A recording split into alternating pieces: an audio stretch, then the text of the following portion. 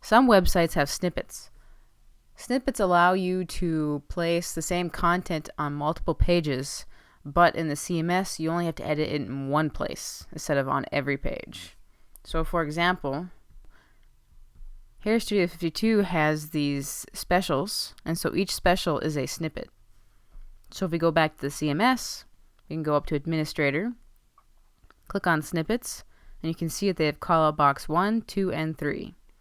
So if you want to edit the content in one of these specials, so for example, the price has changed or the link has changed, you can go back and same sort of thing. You can click on this edit page icon and you can scroll down and you'll see all the text right here.